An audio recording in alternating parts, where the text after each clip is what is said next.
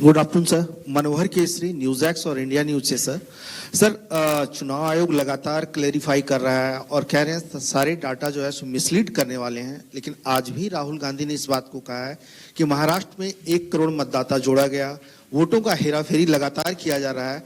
तो क्या इससे चुनाव आयोग की छवि धूमिल नहीं हो रही है? अगर धूमिल हो रही है तो आप लोग लीगल एक्शन उनके खिलाफ क्यों नहीं ले रहे हैं? दूसरा, लगातार वोटर का जो है सो ट्रस्ट चुनाव आयोग पर इससे कम हो रहा है, तो ट्रस्ट बढ़ाने के लिए आप लोग क्या करेंगे? 218 हेलो, इधर सर, मैं सर इधर राइट साइड, प्रशांत देव, न्यूज 24 से 2 सवाल हैं सर मेरे। पहला सवाल ये है कि जो 65 लाख नाम कटने की बात आ रही है, ये तो ठीक है, आंकड़े बढ़ भी सकते हैं, घट भी सकते हैं। कितने नाम जुड़े फॉर्म 6 के, मतलब नए मतदाताओं के, जब से एसआईआर शुरू हुई कितने नाम जुड़े? दूसरा, आपने कई बार ये बात कही कि निराधार आरोप लगाए जा रहे हैं, वोट चोरी की जा रही है जिसमें कोई सत्यता नहीं है। अगर ये बात सच है, दूसरी तरफ आप ये कहते हैं कि वैध मतदाता कोई छूटे नहीं, और अगर कोई लीडर, कोई भी लीडर अगर इस तरह का झूठ बोल रहा है, क्या आपके पास कोई अधिकार नहीं है उनके खिलाफ कानूनी कार्रवाई करने का? आप उनको बनाते हैं, रजिस्ट्रेशन देते हैं। ये 2 सवाल है सर। पहला ये था कि 6 महीनों में इतने मृत लोग कैसे पाए गए। शायद इसका जवाब मैं पहले दे चुका था कि पिछले 20 सालों से जब ये नॉर्मल रिवीजन होता है तो घर घर जाकर इन्यूमरेशन फॉर्म नहीं दिया जाता है, और शायद इसलिए कई बार जब घरों में किसी की मृत्यु हो जाती है तो वो इंफॉर्मेशन बीएलओ के पास कैसे आएगी? तो बीएलओ के पास अगर उस परिवारजनों ने न बताई तो बीएलओ के पास संभव नहीं होगा। इसीलिए 22 लाख मतदाता कोई 6 महीने में मरे हुए नहीं हैं।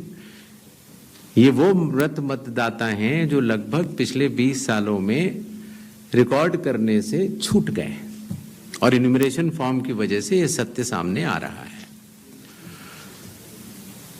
एक बात जो मैं आपके माध्यम से भारत की जनता तक पहुंचाना चाहता हूं, वो ये है कि मतदाता सूची एक विषय है और मतदान करना दूसरा विषय है।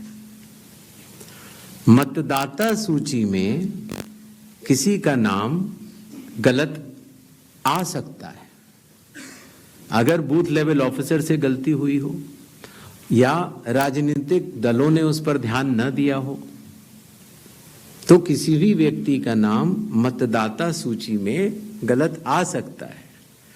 शायद ही किसी भी मतदान केंद्र में उस लेवल का परफेक्शन एसआईआर से पहले न रहा हो जहां की इस तरह की त्रुटियां न रही हो। इसके 2 कारण हैं। एक तो हमारे बूथ लेवल ऑफिसर्स की जो ट्रेनिंग अब हम लोगों ने दिल्ली में शुरू की है, और उसके साथ साथ उनके दायित्व को उनको समझाना। आपको अंदाज होगा कि कितने बूथ लेवल ऑफिसर्स हैं इस देश में? 10.5 लाख। तो 10.5 लाख बूथ ऑफिसर्स इस गुणवत्ता के साथ काम करें, प्रयत्न पूरा होता है, लेकिन कुछ गलतियां रह जाती हैं। अब वो गलतियां सुधारी कैसे जाएं? तो उन गलतियों को सुधारने के लिए ही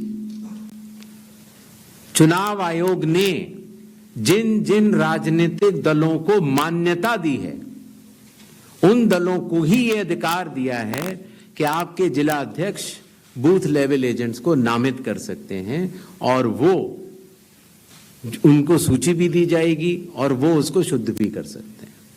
बूथ लेवल एजेंट्स भी उसी बूथ में रहने वाला व्यक्ति होता है। तो ये हमारी एक साझा जिम्मेदारी है, मतदाता की, बूथ लेवल ऑफिसर अर्थात चुनाव आयोग के पास जो डेपुटेशन पर अधिकारी है उसकी, और राजनीतिक दलों की। तो मतदाता सूची को शुद्ध करना, जिस पर हम आगे अब एसआईआर के साथ बढ़ रहे हैं, तो साझी जिम्मेदारी है। लेकिन बिहार में चूंकि हमारे बूथ लेवल ऑफिसर्स ने बूथ लेवल एजेंट्स और राजनीतिक दलों के साथ मिलकर ही काम किया, उसकी कॉपीज मैंने आपको दी हैं, कि जो लोग मृत पाए गए, जो लोग स्थानांतरित पाए गए, जिन लोगों के 2 जगह मतदाता सूची में नाम है, वो सभी ने मिलकर सत्यापित किए हुए हैं। तो शायद इसीलिए जब 1 अगस्त के बाद हमारी डेली बुलेटिन आनी शुरू हुई तो किसी भी राजनीतिक दल ने अभी तक एक भी आपत्ति दर्ज नहीं कराई है। तो क्या इसके 2 ही अर्थ हो सकते हैं, या तो प्रारूप सूची एकदम शुद्ध है, जो कि चुनाव आयोग नहीं मानता। राजनीतिक दल ने अभी तक एक भी आपत्ति दर्ज नहीं कराई है।